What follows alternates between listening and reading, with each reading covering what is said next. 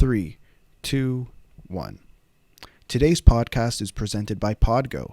PODGO is the easiest way for you to monetize your podcast, providing podcasters with a flat rate for ad space so you always know how much you get when you include an ad from PODGO. We recently joined as a member and you can too. Apply today to become a member and immediately be connected with advertisers that fit your audience. That's podgo.co at podgo.co. Don't forget to add the 2-on-1 podcast in the How Did You Hear About PODGO section of your application. Now get ready for the rest of the episode. Daniel, did you know Jake Evans is going to be a Montreal Canadian for the next 2 years? Wow. Solid guy. 7th round pick. Yeah, we got to talk about this guy a lot more. You know. Yeah, we do. We've heard from the comments, from the requests that there's not enough Habs content. Just one. It's a mystery source, though. It was just a one person.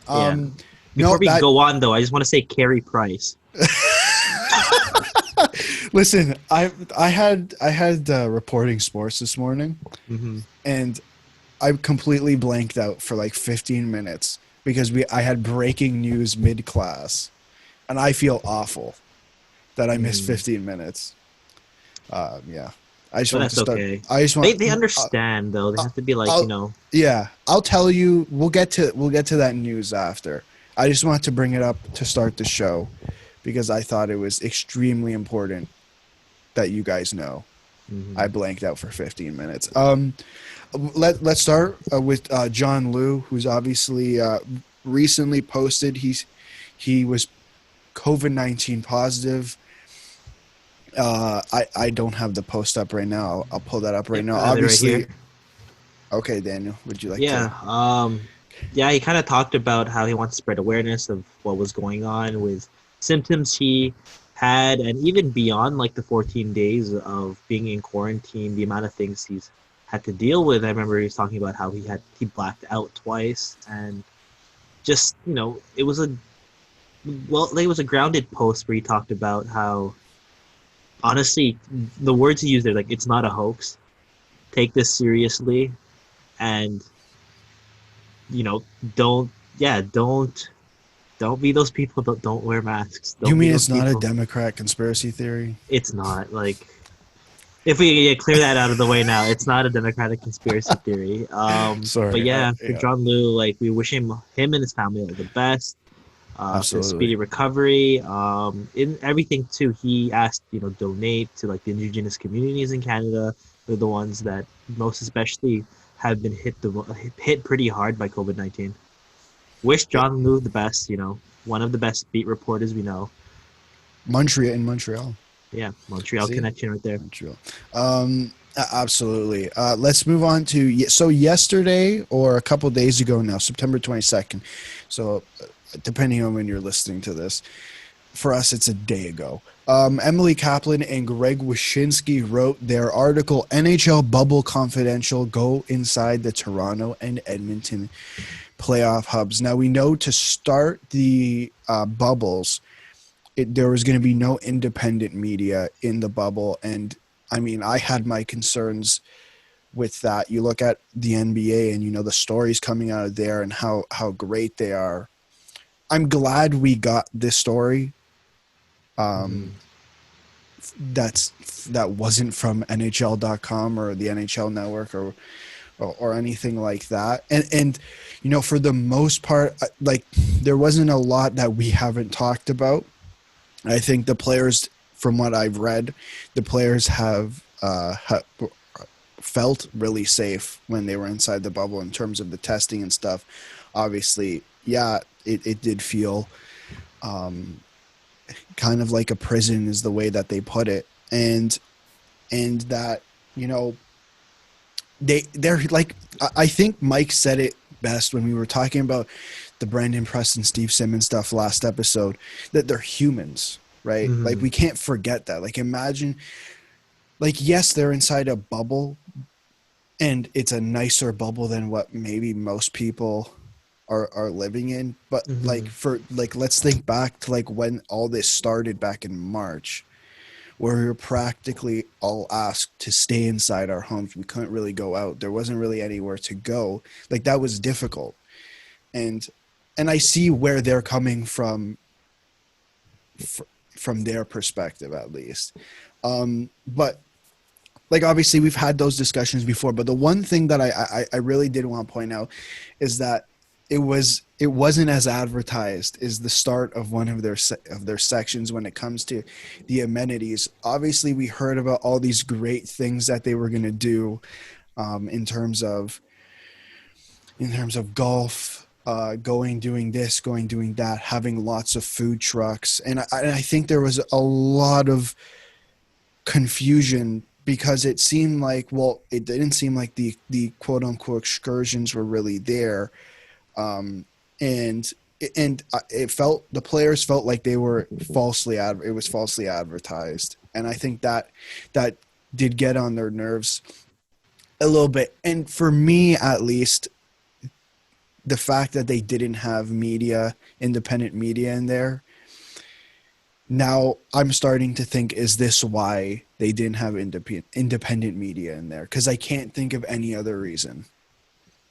Yeah, I don't know. Just it just when I think about this, when you say that about not as advertised, I just think of the Washington Capitals and kind of the reports on how that team kind of handled everything. That it was like, okay, in a weird way, that like they didn't seem motivated, but it's like they made the most out of what they were Yeah. going through with the bubble. And I guess one thing is something we've talked about before, where we kind of separate the fans and the fans of like these athletes, and then understanding, I guess, the human side of it.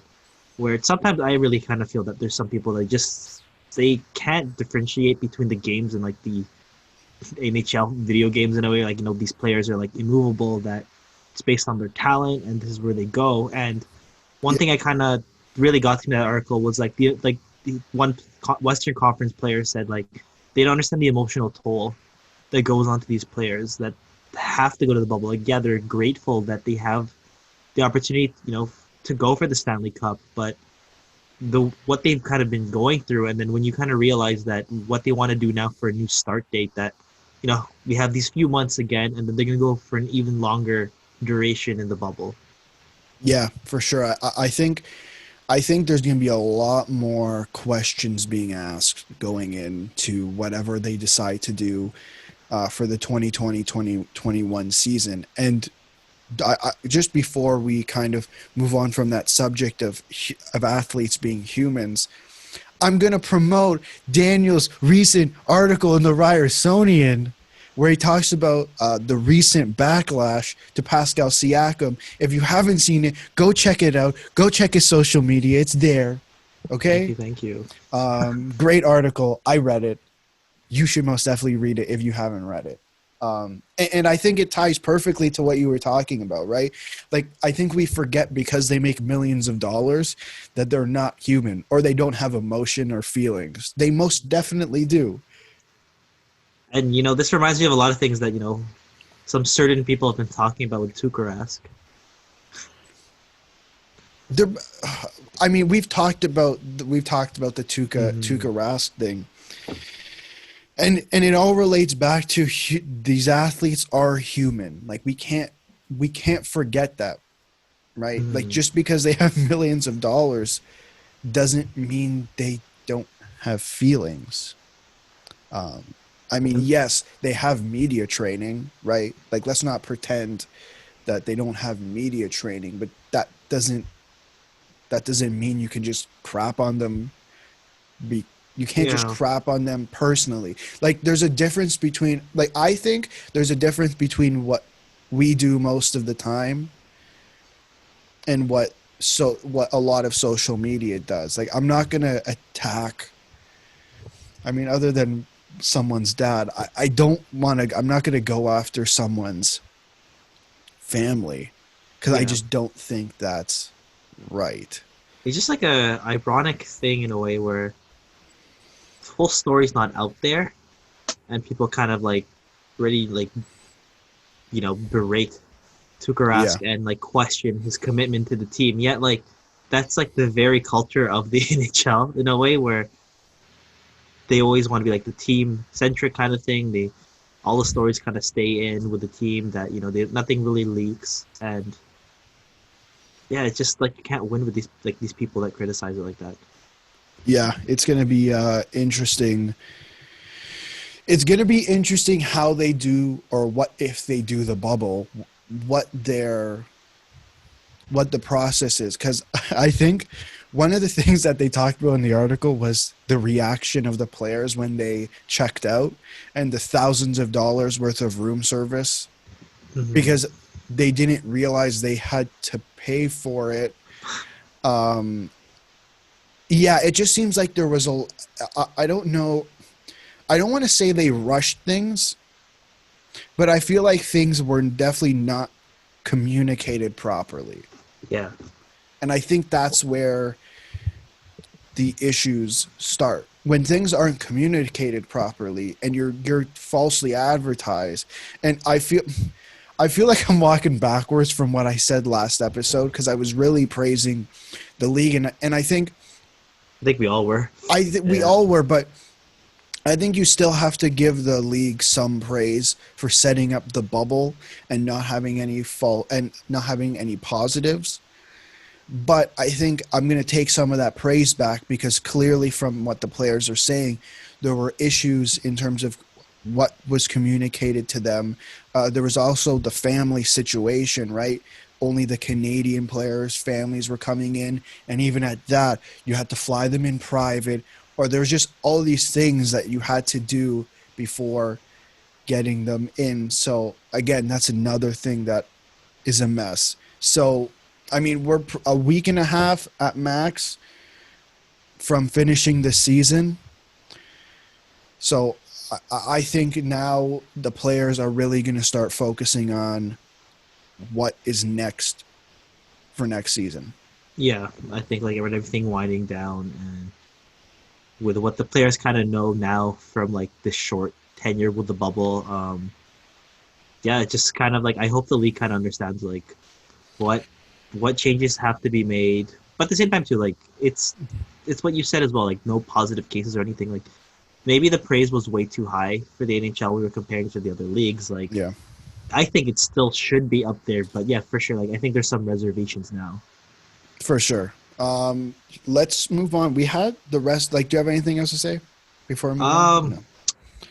it was an interesting feature that like I didn't think they'd be able to kind of release this out of the bubble before everything Yeah. ended. So it was a Yeah. good it's a good way for us to kind of have that you know that peek inside of what's really going on. Yeah, for sure. Shout out to Greg Wyshynski and Emily Kaplan for. I don't. And you said it. I didn't think we were going to get something like this for sure, just because there was no independent media in the bubble, Hmm. and we got it and we love it. There were some awards handed out. Yes, quite a One, few. two, four. There were five awards. Can't count. Um, we're gonna save the most controversial one for last. Okay. Let's start with the Calder. Obviously, we had the three nominees were Dominic Kubalik, Quinn Hughes, and Cale Makar. If you haven't heard, Cale Makar has won the 2020 Calder, which is for the Rookie of the Year. I know when Adam hears you say that, he's gonna be laughing because he Yeah. was the only one that chose him. Hey, I'm still sticking to my decision that Quinn Hughes should have won. Armin Dial from the Athletic. He was way too convincing to me. He was way too convincing. He Yeah. made me switch from McCarr to Hughes. All I'm saying, I think both were worthy candidates to win. Yeah, both franchise cornerstones on the back end. Yeah, absolutely. And I think for me, it was kind of 50-50 who won. I thought the edge was Quinn Hughes. Adam didn't even think Quinn Hughes was going to win. So listen, Adam was right. Okay, I said it. Adam, you were right. I'm looking into the camera. Adam, you were right. Third, obviously, was Dominic Kubalik. Fourth, Adam Fox. To round out the top five, and I can't believe he didn't make the top five. It was Elvis Merzlikins, and it should have been Mackenzie Blackwood. I will stand my ground Yeah, on Mackenzie Blackwood. Okay? I love the guy. I will stand my ground on that man. Damn, I'm so upset. It's okay. But there's I can't. another guy who You know made who? the. What? What? You know who did it? You know who didn't even get a vote? Was it Ilya Mikheyev? Ilya Mikheyev, what is this? I know. This is ridiculous. The Leafs are everything, okay? At least No, I'm one guy sorry. there, right? I Yeah. don't. Yeah, we had. Yeah, no, I don't. It's okay. Not a big deal. There's one guy that we have talked about who made the all-rookie team Yeah, out of this vote, Nick Suzuki. Adam's boy, former Las Vegas Golden Knight rookie or prospect, Nick Suzuki. I think even when I that trade happened, I knew Montreal won that trade. yeah, you had to have. I mean, Thomas Tatar was kind of like a reclamation project, but you knew Nick Suzuki would be something. Yeah. No questions asked. Would you like to move on to the next award? Yeah, I think that one was kind of not deflating. It's just kind of like I don't know, like all love to Dominic Kubalik, but it was between Hughes and Makar, and whoever won, I feel that it was validated. Both were deserving. Both were deserving in my eyes. Okay, that's it. The next one is the Vezina, and the guy who won was fully deserving of winning. We had in third place Andrei Vasilevsky, second Tuukka Rask, and first Connor Hellebuyck. That guy, consensus number one pick for that. Listen, I think Tuukka Rask definitely deserved some praise. I think he was very good for the Boston Bruins. Same goes for Andrei Vasilevsky. I just didn't think. I thought Connor Hellebuyck through the entire regular season was so consistent for that team. Tuukka Rask, I don't think played enough games, and Andrei Vasilevsky, they started the season off slowly, and that's why he didn't get my first place vote. Yeah. What do you think? Yeah. I kind of feel like with Tuukka Rask, he didn't really play as many games, and for Vasilevsky, it's the kind of guy where I was surprised with the early struggles and the way the team was, because we're looking at them now where everything has kind of come together in the Stanley Cup final and how consistent they are and how strong they are, that even when he has that defense in front of him, he's he stands on his head. Yeah. There's two names that okay, you know what? Why does Tristan Jarry have a Vezina vote? He played pretty well, made the All-Star game. Okay, but I don't think. Listen, I don't he only got a third. He got the third, 1/3 vote. I didn't think he deserved it. But okay, that's fine. I think if he played another 15 more games, then maybe. Depending on how he played. Yeah, depending on how he played. Pittsburgh were okay. Yeah. Markstrom finished fourth, but he got 0 first place votes. Which, listen, I'm not complaining about. I just think there's most definitely an argument to be made that the way Vancouver played this year and still played quite well through most of the season, they were really riding on Markstrom most of the year. Yeah, I think, he didn't really have the Connor Hellebuyck numbers. No. But he was kind of the reason why they made the playoffs. That team has been pretty solid offensively, but in terms of everything else, they needed to rely on Markstrom like crazy this year. Markstrom this year was kind of like the Freddie Anderson of 15-16. Or no, 16-17, sorry. Mm-hmm. Held the fort. Yeah, pretty much. Anything else about the Vezina? Was there a guy you were surprised got a vote? Was there a guy you thought that should have got a vote but didn't? John Gibson. I really think that he carried the weight crazy for the Ducks. But, Daniel, come on. We talked about it before. Connor Hellebuyck, I think's, consensus. Yeah. Now there's a lot of guys on this list. The Norris went. This is your guy, right? I don't remember who I picked. I picked Victor Hedman. I might have picked Roman Josi, but I have a feeling I picked John Carlson because I didn't think the league had the balls to. The best offensive defenseman. Yeah, I didn't think they had the balls to move from that, but apparently I was wrong. So Hedman finished third, Carlson second, and Roman Josi is your 2020 Norris Trophy winner. Well deserved. I think so. Like, again, another guy who kind of carried the Predators. Yeah, and I don't know if Adam did put it in there that Josi stole the Norris from Hedman.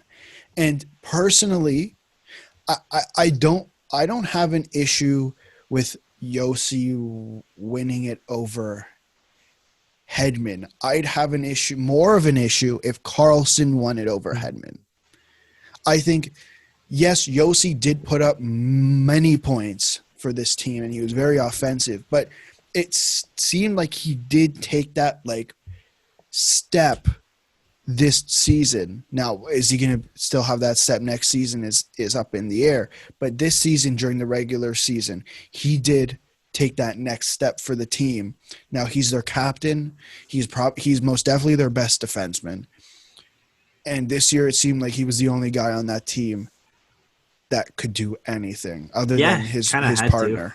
Other than his our partner Ryan Ellis. Yeah, like other than their defense, really, like I didn't see any positives with the Predators this year. So what I kind of found what was good with the last two awards, the Vezina and the Norris, is like they picked those two guys that became arguably superstars for their team this year because they needed them the most for it. It's not like, I think it's hard to argue sometimes, like, even though Hedman was my choice, I think sometimes when people say like, oh, but look how much talent is around him and look how consistent they've been, like the way they've been showing it now with the amount of injuries they've had to deal with, like look how consistent everyone's kind of been. So like sometimes they say like he's a product of his team and he's not really like that catalyst that, Roman Josi had to be.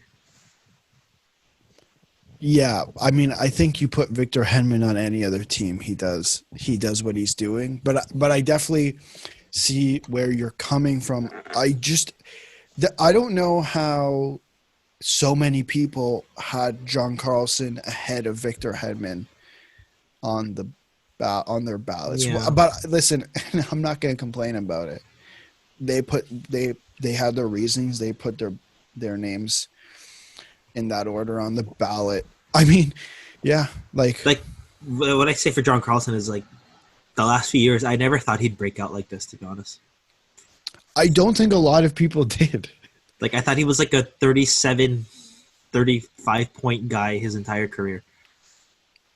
Yeah. And then suddenly, like when they're like serious about the cup runs, they're like, okay. You know who's missing on the ballot though? Really sucks. Is it Morgan Riley? It's Cody Ceci. Oh.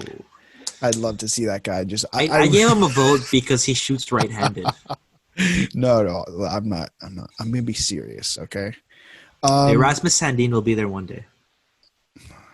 I hope. I mean, that'd be and Jamie Draisaitl for the Anaheim Ducks. Oh, yeah, he will. That guy will be up there.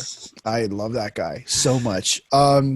Let's do this one first, the Ted Lindsay. This one's voted on by the players, and the players have voted for Leon Draisaitl. Yeah. Yeah, I don't know. This is given to annually. Yeah. I'm just going to go ahead. Quickly given annually to the most outstanding player in the NHL. That sounds like what Leon Draisaitl did this year. He was outstanding. Yeah. Amazing. I think, sometimes, this well-deserved. I know that he's always had a lot of praise already the last few seasons, but he's the kind of player where, when you take McDavid out of the equation, it just shows like so much more like, like it's I'm not an Oilers fan, but like if I were to be an Oilers fan in the situation, like how gratifying it is that, you got a lottery pick right that wasn't first overall. They couldn't even get a first overall pick right. Yeah. Okay? But other than that, like these guys were just in my head. In a way too, like when Draisaitl was picked, I remember a lot of people were saying, "Oh, that was a bad pick." Why didn't they get like Sam Bennett or Michael Del Cole? Boo-hoo. You got Leon Draisaitl. Okay. Yeah, I remember Deal with it. A lot of people were like justifying Sam Reinhart should have been over Leon Draisaitl. Or even Aaron Ekblad, if you're gonna look back at that now. Yeah. I mean, listen, the NHL players picked that one. I do think based on the description, it does sound like he deserved that award. Let's move. This is probably the most, for me, is the most controversial. I think there was a lot of controversy coming on Twitter yesterday. One guy in particular got absolutely blasted for not having the winner on his ballot. And I think that's a load of baloney that he was blasted. I mean, he can do whatever the hell he wants. He has a vote. I don't. Dom Lucian, obviously, he's analytically inclined. I think that's the best way. Like, he came to talk to our class in first year. I'd make the argument he is extremely analytically inclined, and there's nothing wrong with that. He did not have Dom Lucian. He did not have, Leon Draisaitl in his top 5, I believe. Mm-hmm.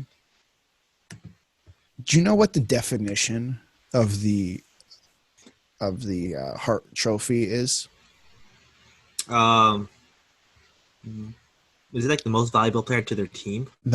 It says here, the Hart Trophy as the most valuable player in the NHL. Okay. Connor McDavid finished 5th.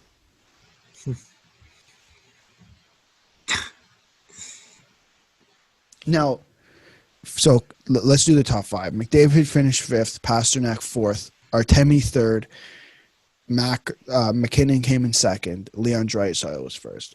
We all agreed, I think we all agreed that Nathan McKinnon came in 2nd. I thought Nathan McKinnon was going to win it. We thought he'd come in 1st. Sorry. Yeah. I don't know what's going on with me. We're pretty loopy from our classes, if anyone could notice that. How? Okay. I'm looking at Dom's stuff right now, and if Mike was on the show today, he'd be really happy looking at the rankings. Did he have Artemi winning? Artemi Panarin was number 1 for the Hart Trophy. So I'm fine with Artemi and Nathan McKinnon as my top 2. Mm-hmm. Like, they were literally, Artemi was literally the Rangers for most of the year, right? Nathan McKinnon was like 40 points ahead of the next closest guy because so many guys got injured. I don't know how I make the argument for David Pasternak, simply because the way I look at it, each player is equally important to that line. I think they're all great players. Don't get me wrong. They're all top tier players, no question. How do you have Connor McDavid 5th? And I told Adam I'd be devil's advocate. It's really, like, I thought about it last night. I saw all the garbage on Twitter, and I can't be a devil's advocate right now, so I'm just going to go off. I think it just, when people kind of factored in, I think it was like, the injuries, just they kind of looked at. He was injured Connor McDavid was injured for how many games? Yeah. That's not excuse. He's not even the most valuable player to his own team, let alone the league. I don't care that he scored 110 points. There's a trophy for that. If you want to award the trophy to the guy with the most points, let's get rid of the Hart and just keep the Art Ross.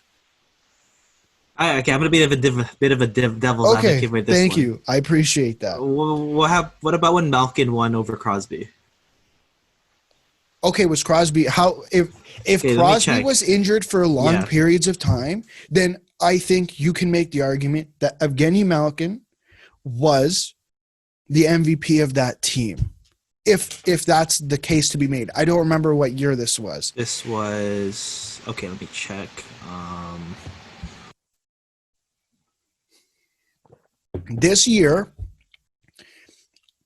Connor McDavid was injured for a very small amount of games. How many were they? I'll search it up. Hockey reference. Oh, yeah, okay. You're right. Yeah, Crosby. I think that was the second year of the... was it a concussion? A concussion. That's when he had 20... He only had 37 points in 22 games. Let me do the math here. He missed 7 games. Connor McDavid? Yeah. Okay, wow. And was behind by 13 points. I'm sorry. He's not the MVP of his own team, let alone the league. I'm sorry, you're bashing Dom Lucian for not even having him in the top 5. He's not even the MVP of his own team. What a ridiculous thing to say.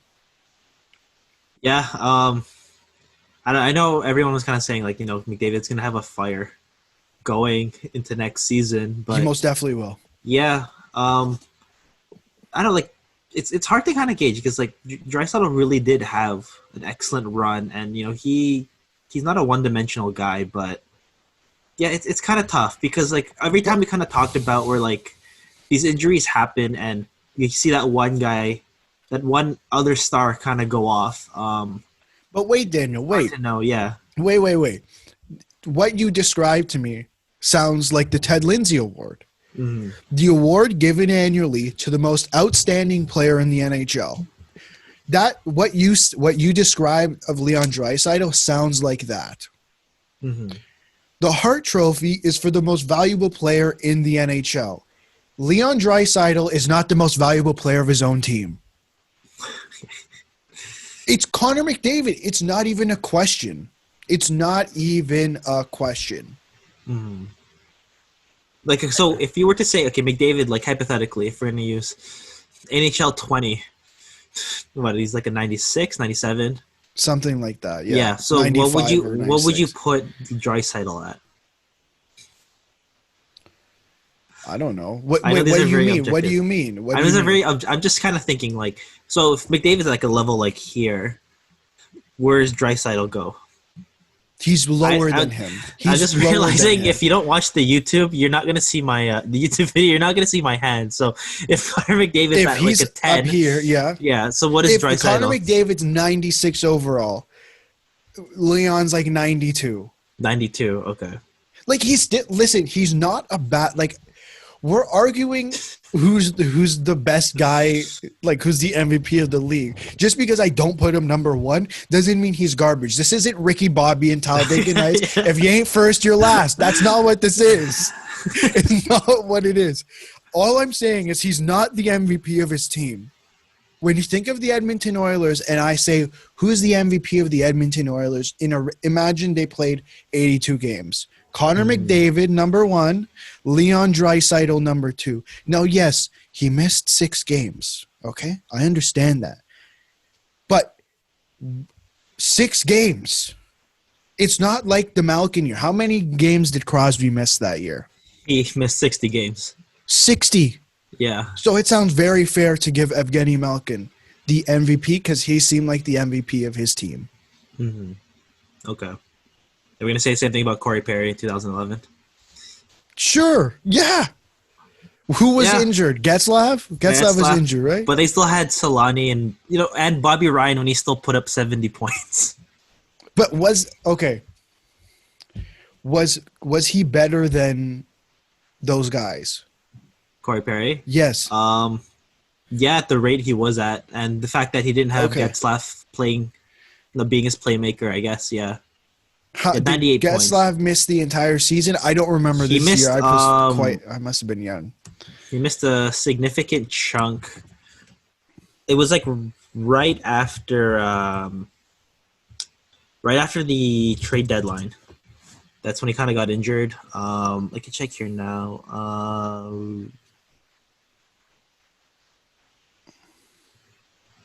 He suffered multiple nasal sinus fractures after being struck in the face with a puck. But he still appeared in 67 games. That's still a significant chunk of games. Yeah, he had 76 points in 67 games. Who, Getzlaf or Perry? Getzlaf. Perry played the entire season and he had 98 points. And he was that much better than Perry. He was that much better than Getzlaf. Because at the end of the day, Connor McDavid is better than Leon Draisaitl. Mm-hmm. So was he that much better in the 6 games that McDavid missed? I Like don't think so, but he's yeah. running his own line. And I understand he's running his own line now, so I'm not going to say, oh, he's just playing on McDavid's wing. That's not true. But McDavid is the MVP of that team. At the end of the day, whether you like it or not, Connor McDavid is the MVP of that team. Mm-hmm. I don't know. Just okay. This is the way I view things. Where it is like a league choice in a way that I don't like. What I've kind of seen recently is that you don't always see the same type of people, same type of players. Sorry, win the awards consistently. Like we're not having a Nicholas Lidstrom situation anymore, where there's these four. Like he wins like what 3 or 4 in a row Norris trophies. Yeah. I think for just the sake of it, the way the people have been voting, to be honest, this is my opinion, is just what's been like considered the most attractive choice, where it's like Leon Draisaitl, like narrative if he carried his team For 6 games. for Then 6 Connor games. McDavid came. They're saying he carried his team for 6 games. Connor McDavid carried. Fine, he didn't carry the team like he used to, but he was still that team for the rest of the season. So Yeah. I don't care if it's a hot take or garbage take. It's my take. Connor McDavid's the MVP of that team. Pretty funny. I didn't really expect to talk too much about this one because last week I was like for sure like yeah, Nathan McKinnon's gonna win it. It should have been Nathan McKinnon. I think so, yeah. It should have been Nathan McKinnon because he was that much better than everyone else on his team because of obviously because of injuries and multiple players missing significant time on multiple occasions. I'm sorry I went off. I'll let you. Oh, no problem. Yeah, I'll let you have the uh, floor for a little bit. That's okay. For me, I'm a big fan of Leon. I'm not an Oilers. Like I actually don't like the Oilers, but I'm a big Leon fan, and the fact that he could kind of win it, it was nice to see. But like I know what you're getting at, where he wasn't the best player on his team, and yeah, I don't know where else to go. To be honest with this one, like it is hard. Like I know the points were there, but maybe it's something we don't know. Like because maybe I'm optimistic too. Like this is not the same Oilers team where, well, like in a way they are, where they don't have the same amount of depth, but it's not as bad as it used to be. No, you're right. Before we move on, it actually just came back in my mind. I didn't write this down, and I woke up this morning. I said, today I'm not in a good mood with Edmonton Oilers fans. I just think they're being. Honestly, I think they're being pricks, and I don't feel bad saying that because. Why? Because it's rent-free this, rent-free that. Like, shut up. Just enjoy that your guy won. They're making about the Leafs. They're making about Matthews this, Matthews that. I didn't say anything about Austin Matthews and the Hart. It's expected, you know what I mean? No wonder. Like you, and then they're like, "Oh man, they're living rent-free in your head." Okay, if I bombard you with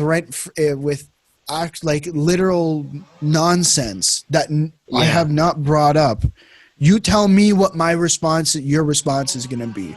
Are you going to be? You can be so funny with your Austin Matthews jokes here and there. No one's said anything. Leave it alone. Leave it alone.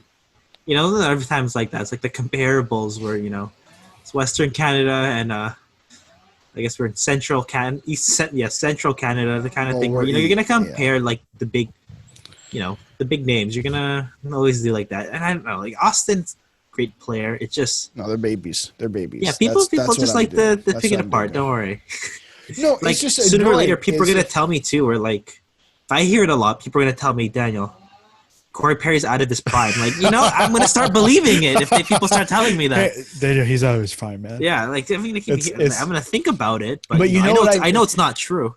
Oh, yeah. Come on. But just leave it alone. Like, clearly we're living rent free in your heads too. So shut up. Yeah. How about that? Yeah, like if I tell you, don't think about pancakes. I think What do you think about? chocolate chip pancakes. Yeah. Just a variation. Yeah. Okay. Do you have anything else to talk about for the awards? Um, I guess in terms of the heart, that's gonna be a controversial one. I think Leon, if he was in the other team, maybe, but I don't know. It's hard to know because like I came into this episode thinking I had comparables to it, but I really didn't. Like Malkin, Crosby, Getzlaff, Perry, I don't have any. Injuries, injuries. Listen, if Leon was the MVP of his own team, numero uno. Okay? Like that's my take. If he was the MVP of his own team. Yes, I don't know if you heard that, but there was a motorcycle that just passed by Vroom my vroom house. vroom vroom. People Okay? are enjoying the weather apparently, not inside recording podcasts.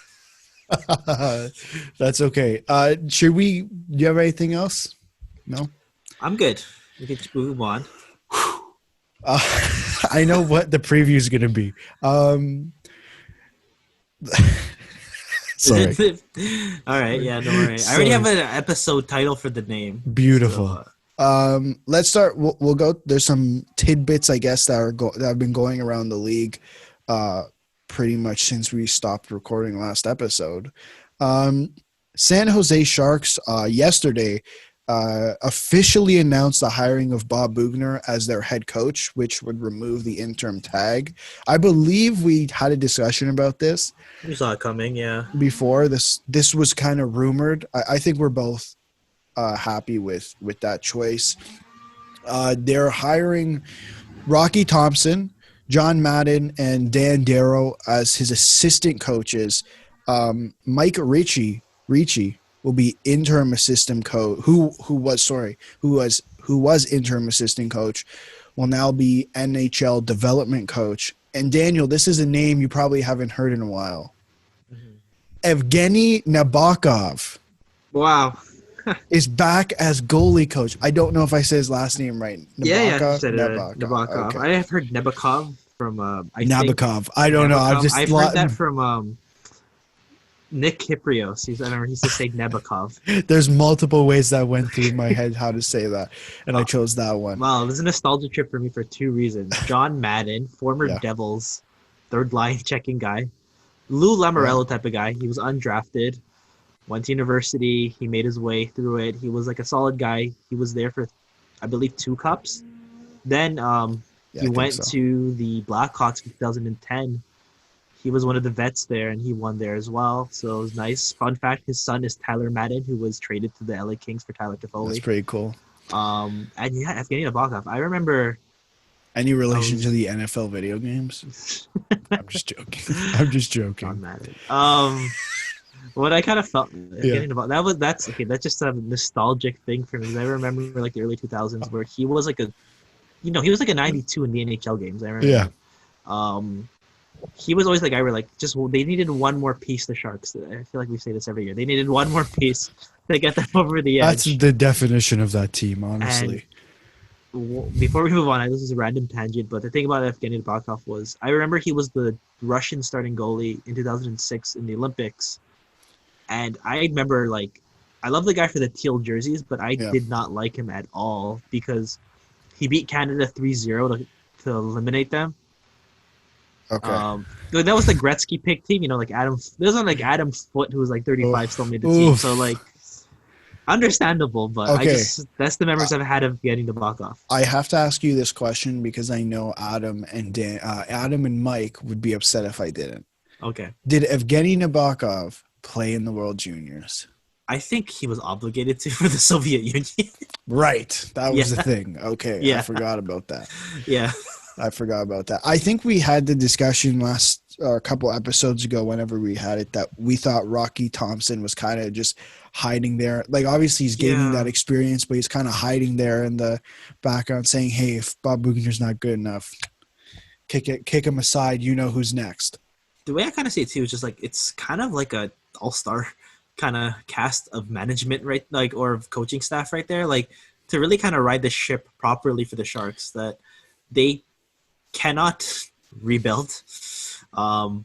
but Yeah. they need to retool definitely. And with the pieces they kind of have, they have to go for another run because there's no way they're getting these contracts off the books, and they're not getting a lot of. They don't really have a lot of people coming up.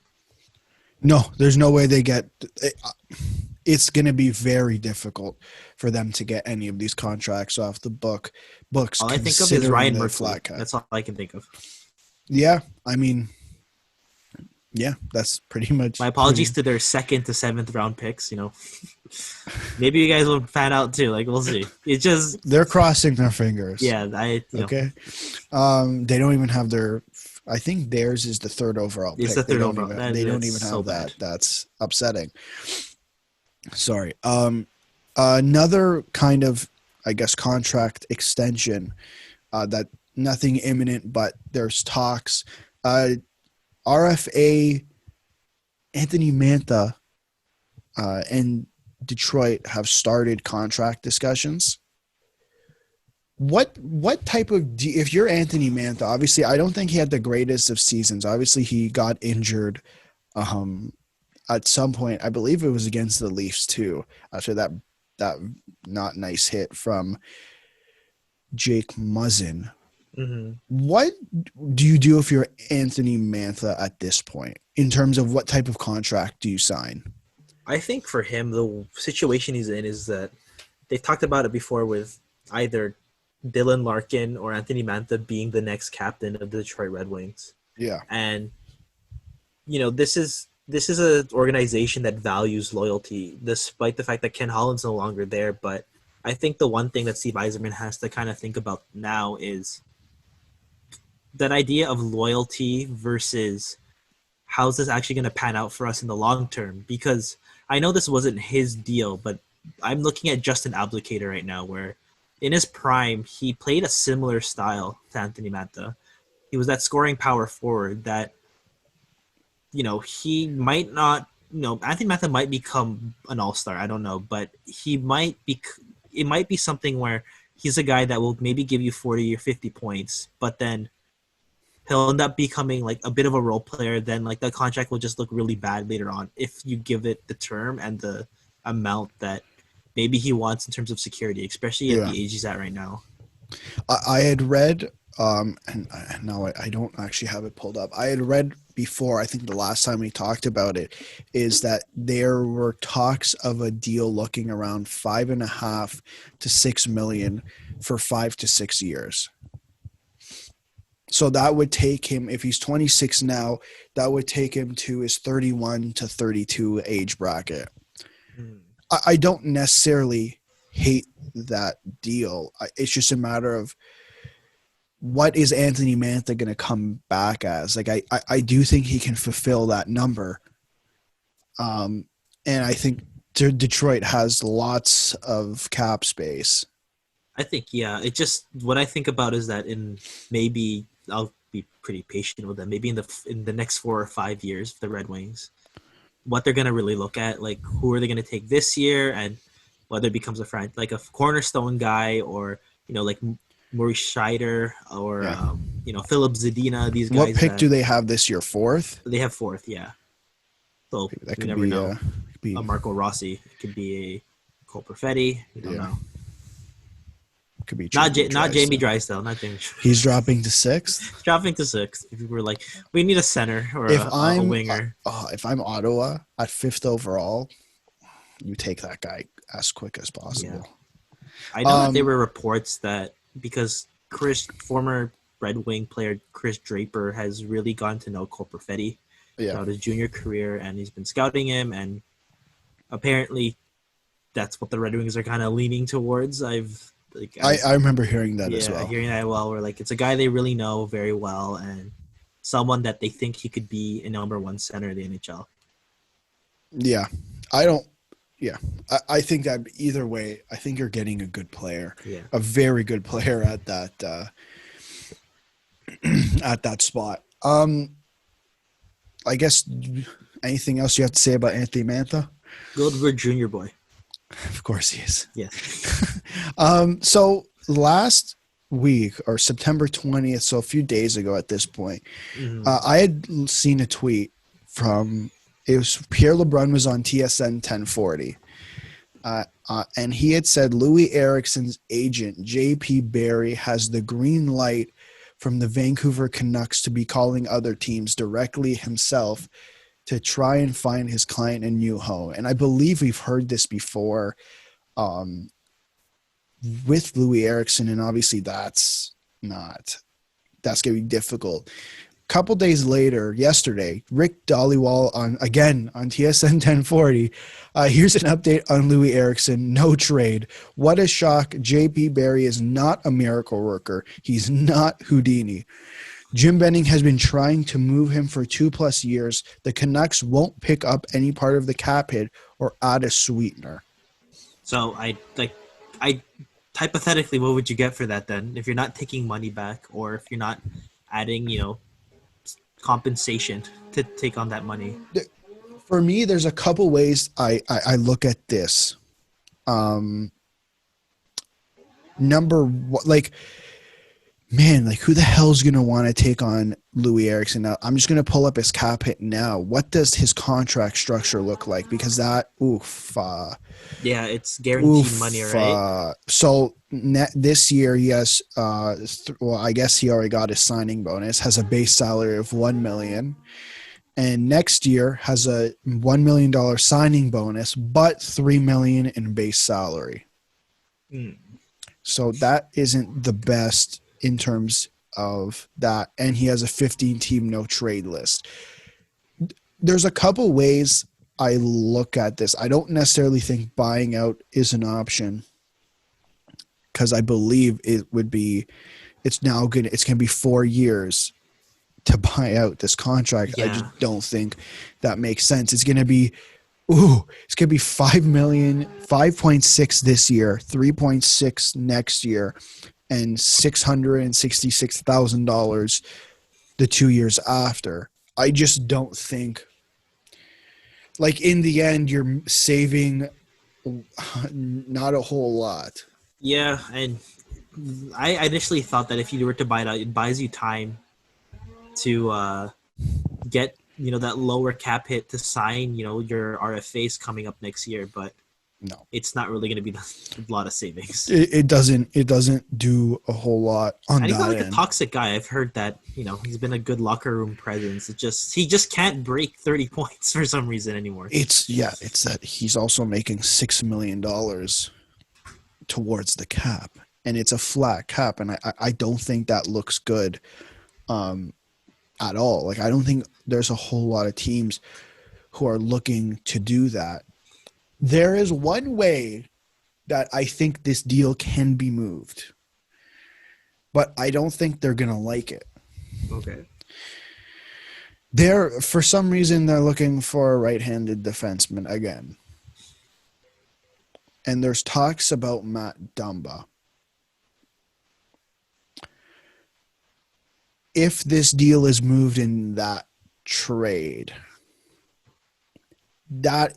listen, it's highly unlikely, and I don't know if I don't think the Wild would be willing to do that. It's just the only way I see it getting done if you're not going to add a sweetener and you're not going to take back any cap. Mm-hmm. What do you think? Tough one, because Minnesota's taking off so much money already. Yeah. On these contracts that, first of all, we kind of said they shouldn't be. So if they do something like this, as much as I like Matt Dumba and they want that right hand shot, I don't think he's worth taking on Louis Eriksson, even if you got hypothetically a Brock Besser. You don't think so? Maybe because the way I kind of see it is Brock Besser's just way too valuable to the Canucks, but the thing is they don't know it that he's not that valuable. The amount they're a little confused. Yeah. If I don't know, if I was Jim Benning, I know there was the chemistry there, but I'd keep Brock Besser over Tyler Toffoli. Yeah, so would I. I don't think. Listen, we talked to Harmon, and it seemed like they were gonna. What it seemed like is that they were gonna sign 2 of the 3 guys, and Tanev, Markstrom, and Toffoli. We have no idea what the hell is going on with Markstrom. It seems like they've been talking for months and we don't know. Tanev, I don't even think they've sent him an offer. And we'll get to Chris Tanev a little bit later. So now we're down to Tyler Toffoli.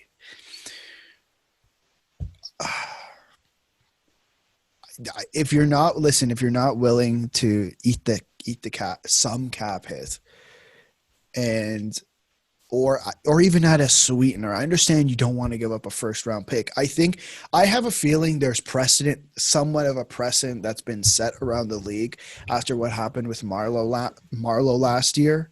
And I feel like the value of $6 million in cap space, if anything, has gone up knowing we have a flat cap.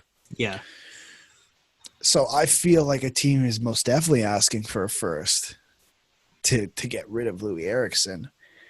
And I understand why Jim Benning won't do it. And to think about it, again, I'm not a GM. If I'm in Jim Benning's situation, I don't necessarily think I do it either.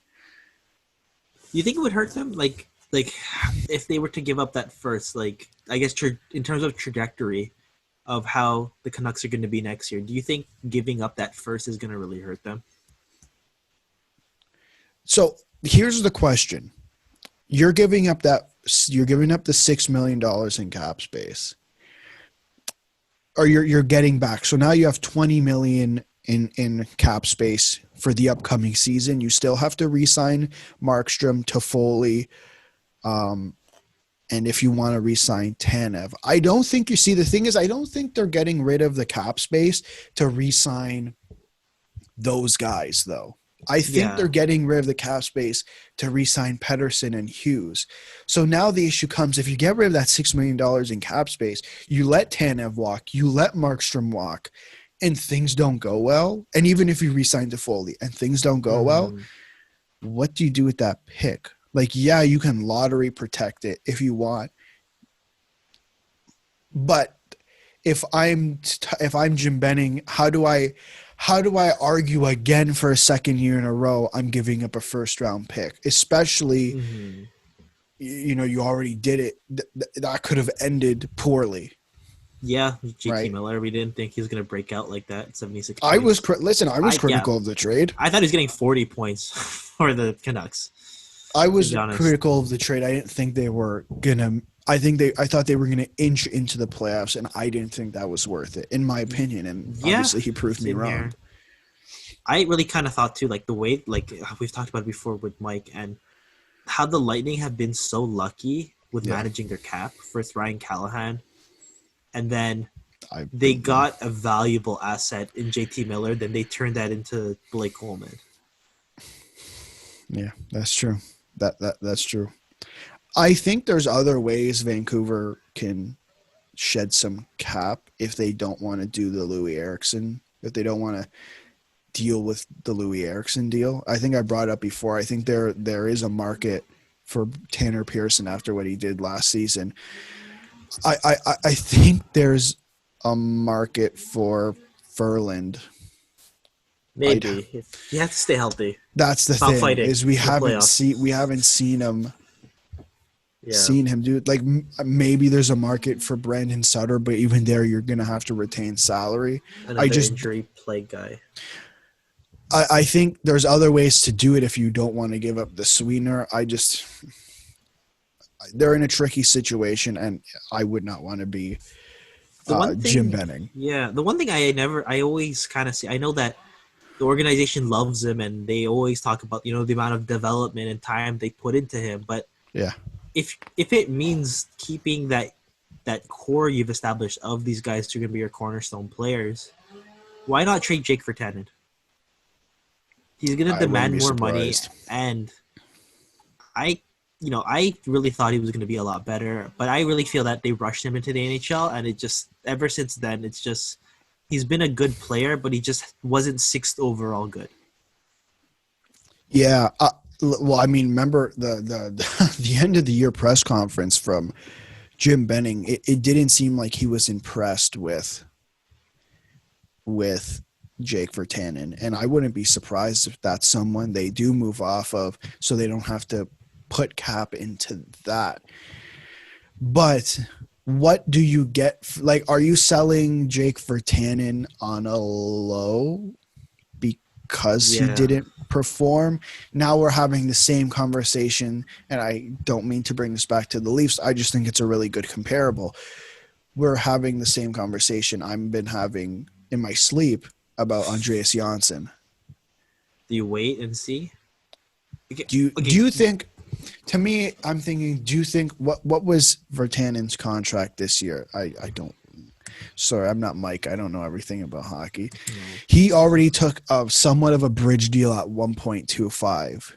Mm-hmm. Do you do something like he has arbitration rights? Do you risk going to arbitration with Jake Virtanen? Like, I remember reading, like, there might be multiple teams who just don't qualify someone because they don't want to go to arbitration. Is Virtanen a player they do that with? I don't know. Just the way I kind of felt that, where I know he already took the bridge and he wants a long term, but if you're able to, you're not going to get fair value for him if you do it this way. This is the way I kind of hypothetically see it, that before you go to arbitration, you trade his rights and, one of Jay Beagle and Anton Roussel, and you at least get something for him, knowing that you could get that off the books and you have the money to go towards like Pedersen and Hughes. That's true. Yeah. I could see that happening. You know what? Jim Benning should hire us. It seems like we got this down pat. We got this down. Like, don't worry, give us the cap. We got future general manager Daniel and future commissioner Alex. We got this. We're gonna run the NHL. We're colluding now. We're gonna run the NHL. Okay, that's it. That's what I'm saying here. I'm gonna try to give a player a 17-year deal, and you're like, oh, that's okay. We used to be on a. I'll turn a blind eye. It's not a big deal. Let's give you a warning this time. I don't take away your first round picks. Speaking of, we talked about Jacob Markstrom before. I don't know why he would sign with this team. No. No, there's just no explanation. Just no. The Detroit Red Wings are reportedly planning to make a big pitch to Canucks goalie Jacob Markstrom if he goes to free agency. This is per Kevin Woodley on TSN 1260. Elliot Friedman, friend of the show, said something similar on Sportsnet 960. I mean, why on earth would he go to the Detroit Red Wings? He's already 30. So the way I kind of see it is that he wants to really win. But where does he view the Red Wings in, like, I'll say 2 or 3 years? Like, that's the question. Realistically, I think the question is, what will the Red Wings be in 2 to 3 years? Because how long? Yes, goalie primes are a little bit messed up. Yes, but how long will Jacob Markstrom be what he is now? Because I kind of never see is that, like, they're going to use up his prime, and it's going to be like the Roberto Luongo early Florida Panthers years, where great goalie, just no team around him. And it's a kind of I think the Red Wings are not in a position now to kind of make that leap. Like, maybe Dylan Larkin will prove us all wrong and become, borderline superstar, or Anthony Mantha becomes an all-star, or, the prospects that we've talked about.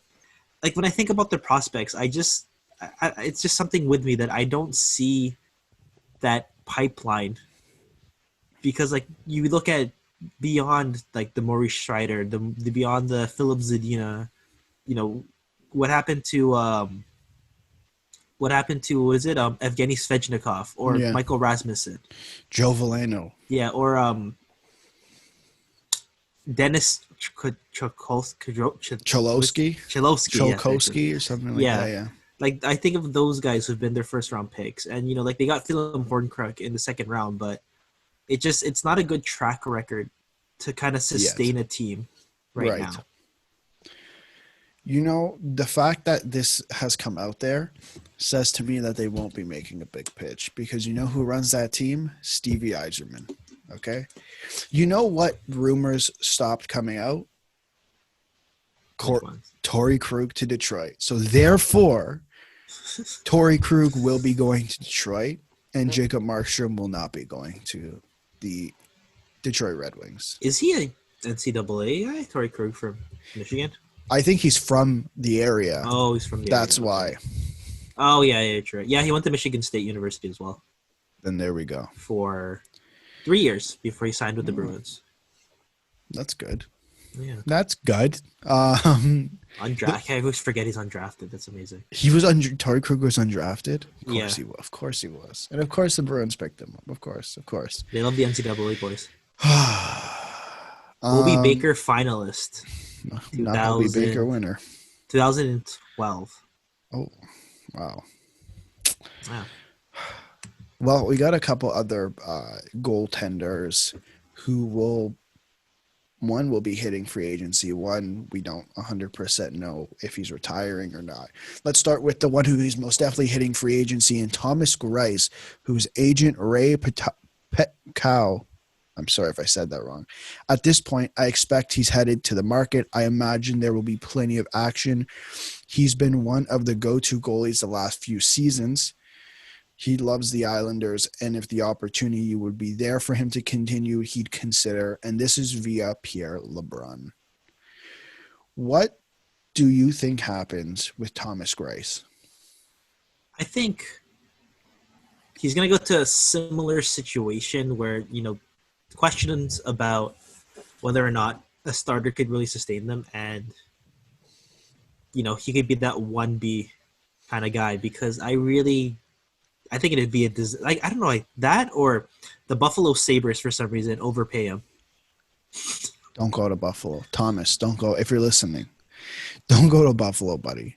Because I remember I was talking about like Ville Leno, where, he remember he had that crazy run later in his career and they gave him all the money, or Christian Ehrhoff when the Canucks didn't re-sign him and they gave him like 7 years or something, and they're like, that's our core.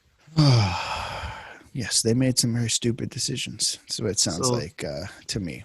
I think it's just they're desperate. Like, I think, like Carter Hutton has been good. It's just he's not. Well, he's wasn't not a Carter Hutton a 1B? He was a 1B, and they signed him to be a 1A, and it didn't with work. Linus Ullmark. Yeah, and Linus Ullmark turned out to be the 1A, but he was not good enough. There is a team, well, there's a couple teams out there. There's one team in particular who just traded a backup goalie, 1B actually, who's in a sticky situation with their captain and is now looking for a backup goaltender of some sorts. The St. Louis Blues. Mm-hmm. Do they attract Thomas Greiss? I think if they could pitch to him saying, hey, you want to win now? We know you're a bit older. Come to our team. Yes. Yeah. I think it's very much possible, but it depends on what he's going to be seeking, because I think he's going to get a raise. What is he making now? It's around the $3 million mark. I want to say something around there. I'm at 3.33. So close.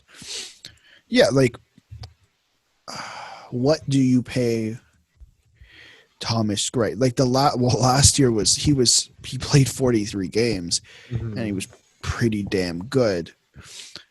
And this year he only played 31, but he was still pretty good, .913 save percentage. What type of because you look at what is Anton Khudobin going to get? Because Anton Khudobin somehow is a 1B, even though he's playing like a 1A at the moment. Yeah. And I think the reason I brought up St. Louis is because I do think Dallas is going to try really hard to bring back Anton Khudobin. I think that should be a priority for them. No question. I think Thomas Greiss would be perfect with St. Louis, like, for a few reasons. I don't think Jordan Binnington, like, as much as he's been good for the cup run, I don't think he could be trusted for 60, 70 games. No.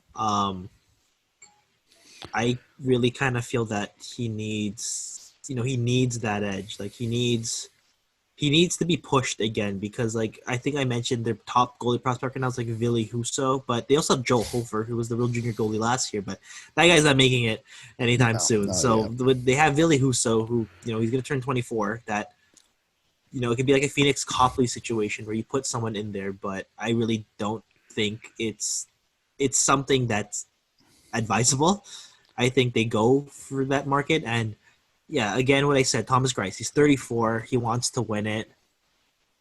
And I don't see him, unless, like, again, the Buffalo Sabres overpay him. I don't see him going anywhere else. Like, other than St. Louis? Like, other than like a situation like the Blues where they have an established starting goalie that I have an idea. be as rock solid. I have an idea. We're assuming, I don't know why we've been assuming this, that Markstrom's not going to go back. Mm-hmm. So if Markstrom doesn't go back, they have Thatcher Demko and they have blank. Sorry, Mikey DiPiercho's not ready yet. No. And I don't think you give, like, you have Louis Domingue, but I don't think Louis Domingue he's not a 1B, and I don't think Thatcher Demko is enough to be a full number one starter yet. Like, I don't think you have enough trust in him yet. Mm-hmm. And maybe Thomas Greiss is a guy you look at. I don't know if they're willing to spend that money, though. Mm-hmm. That might. I thought you were gonna say the Leafs. I'm like, no, Freddie Adams. Not yet. No, we don't have to make the Freddie rumors yet. No. Like, there's a couple other teams that come to mind as well. Like, I don't know if you want to hear them. Like Calgary and Edmonton. Like, both those teams. Like, what do you have in David Riddick? Are you going to bring back Cam Talbot? And the same thing in Edmonton. You have Mikko Koskinen. What the hell is Mikko Koskinen? And are you going to bring back Mike Smith? Mm-hmm. I don't know if they should, but they probably will. God, why?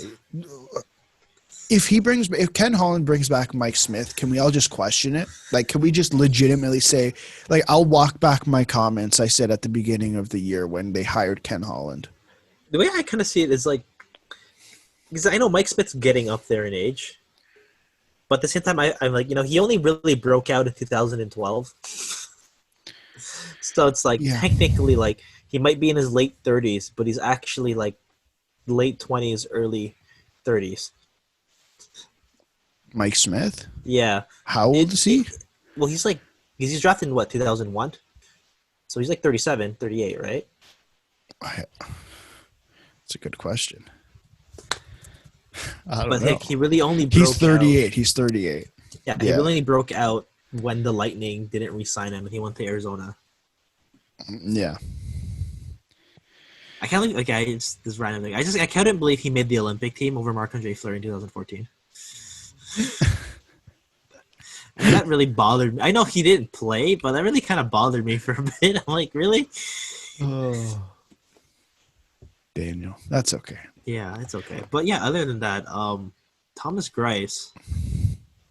So yeah, I always heard his name. I always thought he was going to be I remember he was supposed to be the starting goalie for the Sharks. Yeah. But then they signed MT Niemi to that big contract. Leafs not Leafs. Habs great. MT Niemi. The second guy that is going to be hitting something, retirement free agency. Pierre Dorian confirmed this afternoon that the club will not be offering pending UFA Craig Anderson a new contract. They're just looking to take another direction. That's what it seems like to me. And if I'm being honest, I understand. I think they have the goalies there that can replace him. Our boy Joey Decord. Joey Decord. Well, you have it's like Anders Nielsen and Marcus Holberg. I think, considering the situation the Senators are in, are fine. Yeah. Manageable, cap, and guys that they might play above expectation. I don't know. And then even in the AHL, like I think they got 3 guys there. Well, Joy Decord's an RFA, Philip Gustafson, who they got in the Derek Brassard deal. God. Yeah. And Kevin Mandolese. And I'm not sure what he was drafted 2018, sixth round. He played in the Q this year. So I think they kind of have the goalies to set up, and who knows?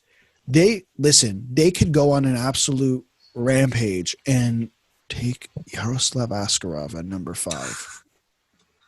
Wow. Ooh, say what? Not 15th. And he's not going to go 15th. No,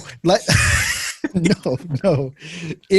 And let's not forget they drafted someone last year in the 2nd round in Mad Sogard, who is playing in the WHL, right? So, like,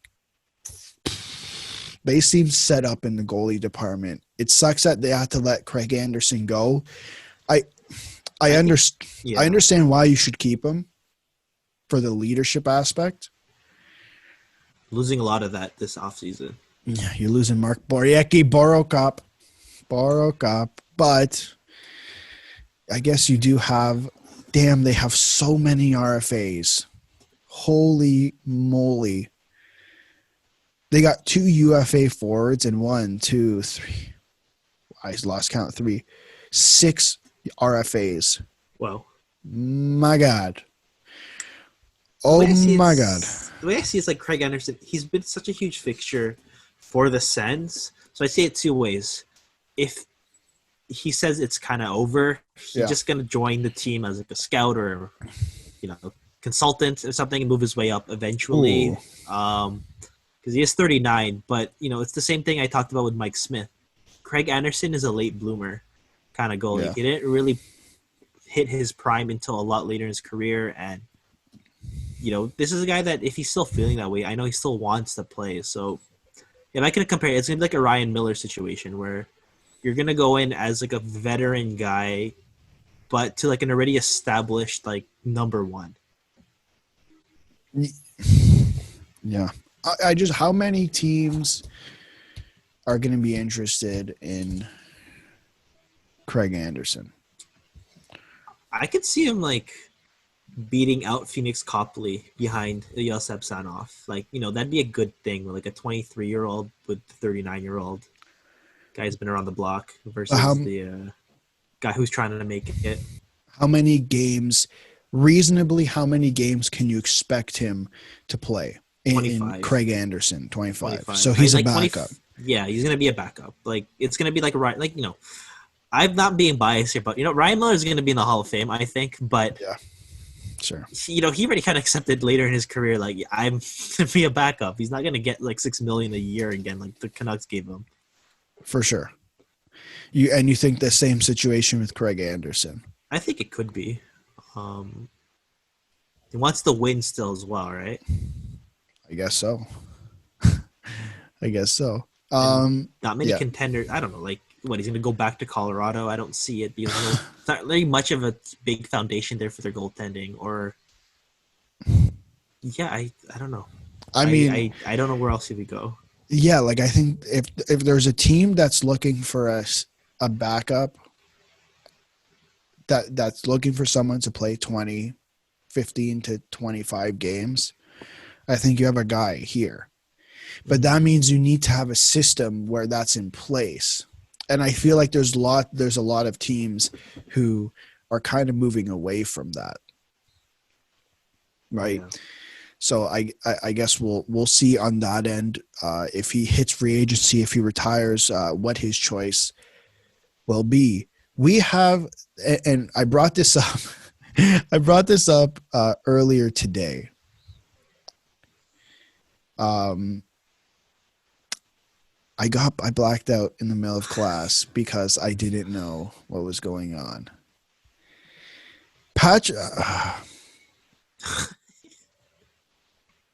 The Florida like, it's not confirmed. Like, Kevin Weeks sent out this tweet, and I go, "Excuse me." Like, I'm in the middle of class, and I open Twitter, even though I'm not supposed to. Mm-hmm. Well, I mean, you're in the sports. Even though I'm boarding not supposed class, to right? look on Twitter. Mm-hmm. My prof said we're not allowed to use our phones. So, and I see Kevin Weeks tweet that says, I am hearing that Mike Matheson is going to be traded for Patrick Hornquist. JR, Jim Rutherford, what are you doing? Yeah, What drug are you on? like I think we talked about it before, where I thought it was an age kind of thing, where Penguins in a way kind of got younger in the back end, but same time too, Okay. like I think it's like another classic thing. Like Jim Rutherford, like he kind of overvalued a guy, gave Patrick Hornquist that huge extension, and then realizing that when they went into the playoffs, Hornquist was not even in the top six. Okay. So here's the thing. Here's the thing. Patrick Hornquist makes a little too much money. 5.3. $5.3 million for the next 3 years. And he's already 33. Mike Matheson makes 4.875 for the next 6 years. Let me remind you, Mike Matheson was scratched in the playoffs. Sorry, I don't mean you. I'm reminding the listeners. Oh, reminding the listeners. Okay. You know Okay, this already. I know. Okay. You know this already. I'm just reminding the listeners. It's just actually hard to think about 6 years for that guy. I did the math. The Panthers are saving over that 6-year span about $15 million. There's a little more money obviously coming in the next few years in terms of I think they still have to pay Hornquist in cash around $15 million, and Matheson over 6 years would have had to be paid $32. Whoa. And we know they're trying to cut salary, I guess, in the long term, it seems like, and I guess that's what's happening here. Mm-hmm. What is Jim Rutherford thinking? I think I saw it too. I forgot. I think it was Dmitry Filipovich, or he looked like a bored fantasy team owner. Yeah, he's like just a board fan. He's just rearranging everything.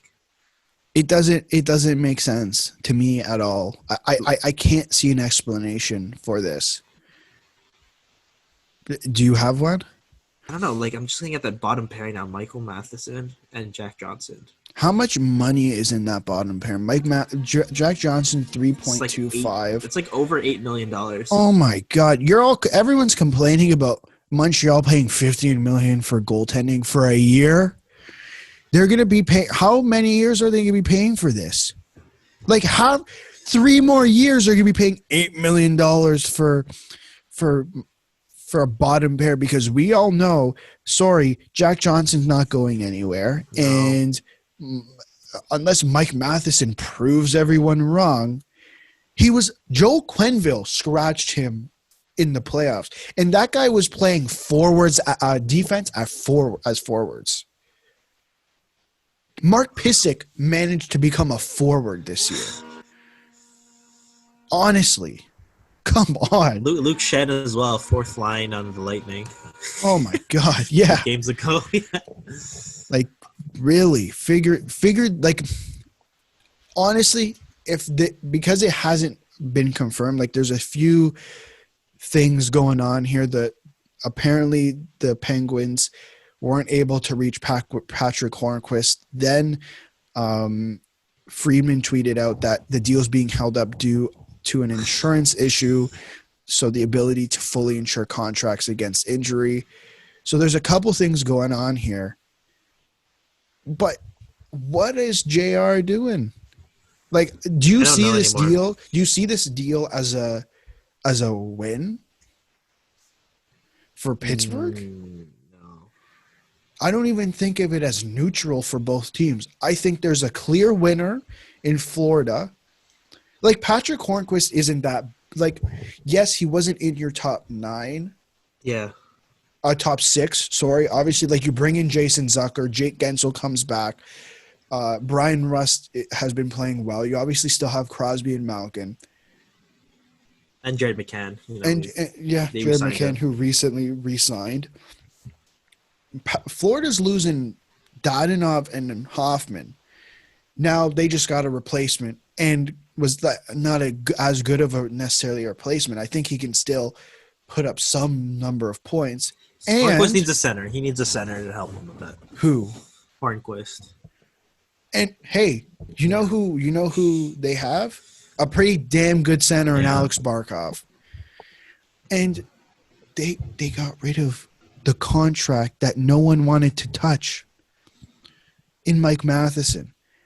Is it just me that remembers this? That when William Nylander was holding out, Mike Matheson was untouchable? Apparently, yeah. Huh? What? Now it's Mackenzie Weegar. Oh, yeah. Mackenzie Weegar, great. Boo. He's untouchable. Whatever, man. I don't see how this deal's a win for either team. No, it's kind of just moving money around, not really doing much with it. So do you want to hear? So there's more. There's more, obviously. There's a couple. It's just my head hurts. The Penguins are this is from Josh Yohe. He's a Penguins beat writer. Penguins are expected to try clearing enough cap space to pursue Chris Tanev in free agency. Adding a right-handed defenseman. Oh, this is where it gets good. Adding a right-handed defenseman is the Penguins' priority. Age, not a concern. General manager Jim Rutherford isn't opposed to a 5-year deal. Wants to avoid cap it over $5 million. Do you know what that 5-year, do you just take a guess what that 5-year deal would do? Would that take Crosby to what, 37? No, this one's even better than that. It would match the term so that both his and his brother, my God, they would end on the same year. Are you kidding me?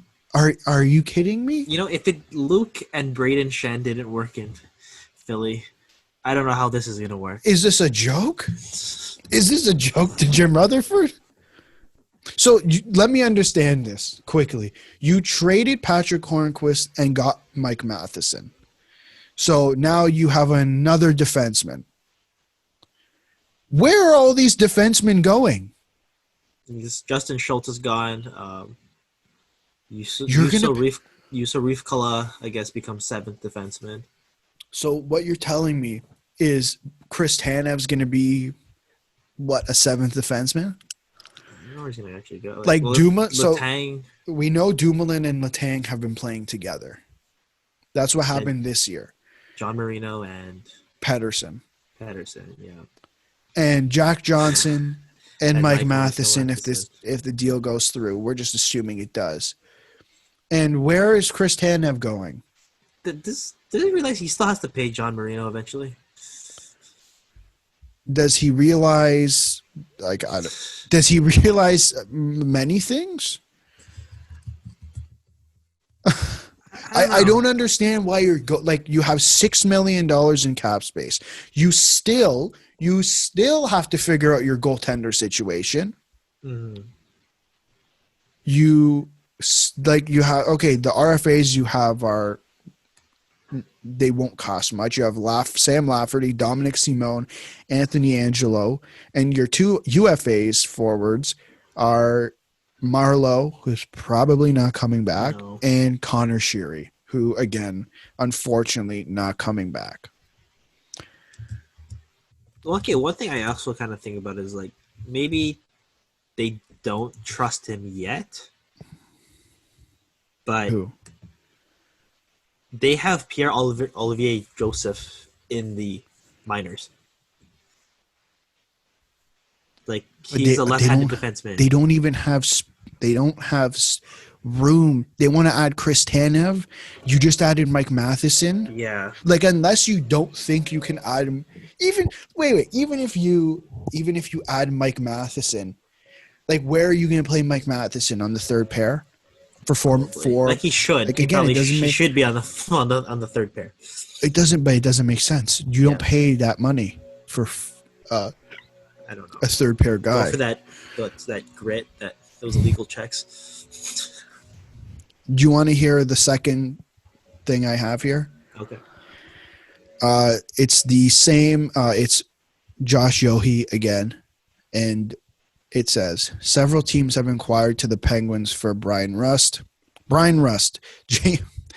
GMJR isn't shopping him, but would be open to a deal if return was substantial. Reportedly, at least an NHL-ready player plus top prospect. Quote, growing sense, Rust might draw an offer too good to pass up. Why would you trade Brian Rust? Get another defenseman. Cap space. You got $3.5 million in cap space. Oh. Those are the kind of guys, like, that's a player where I kind of feel like you extend him. Like, you... They have him for 2 more years. Yeah. I'm just thinking Michael Matheson just took up that money. He just had a career year. Mm-hmm. He had 56 points in 55 games. You don't give that up. I think he's as valuable as Jake Gensel. Really? Yeah, like in terms of the chemistry. I know Gensel likes to play with Crosby, and Brian Rust often goes with Malkin, and it's a perfect situation for them. I don't know, like, why he keeps tinkering with everything, Jim Rutherford. I don't have an option with him tinkering. I just don't see what, like, move after, like, this is the second move now, the potential move, and another signing that doesn't seem to be adding up. No. Like, okay, I kind of understand the Kasperi Kapanen move. I think you overpaid for Kasperi Kapanen at the end of the day. I don't understand the Mike Matheson move. What are you trying to do here? Maybe they trade Jack Johnson. Who is taking Jack Johnson? I don't know. He goes back to LA. I don't know. I can't think of anything. They have a lot of older guys. They don't mind adding another one. He goes to the Wild somehow. They make another trade. Yeah, they're making a lot of moves that, I mean, listen, I hope that the moves end up working out. I just don't see how they are. It's just kind of upsetting for me because, like, I still very much want to watch Crosby and Malkin compete. And the way that the roster's been the last 2 years is just been so disappointing that now when, like, yeah, like a lot of fans might ask for, yeah, we want the change, but not like this. I don't know. I don't know what you do if you're a Pittsburgh fan.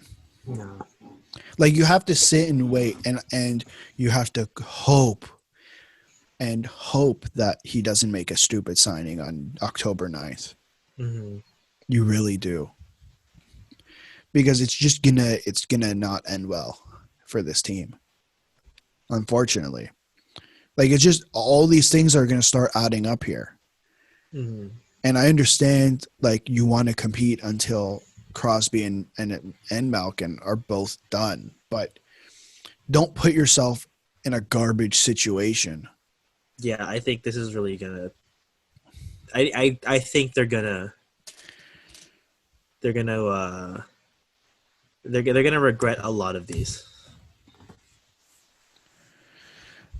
We'll see what happens. Do you have anything else to say about the Penguins before we move on?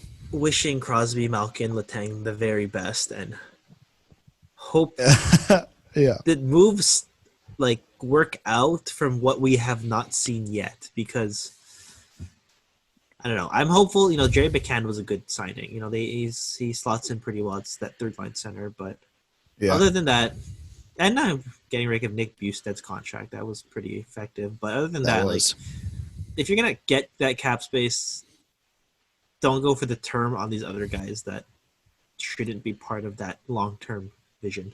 Right. Definitely agree with what you said. Last piece of news before we just take a quick peek into the Stanley Cup final. The Los Angeles Kings are geniuses, I think. They've loaned 5 prospects to Germany. Ice Bar in Berlin of the DEL. They've sent Turcotte, Tyler Madden, Akil Thomas, Aiden Dudas, and Jacob Ingham, all prospects.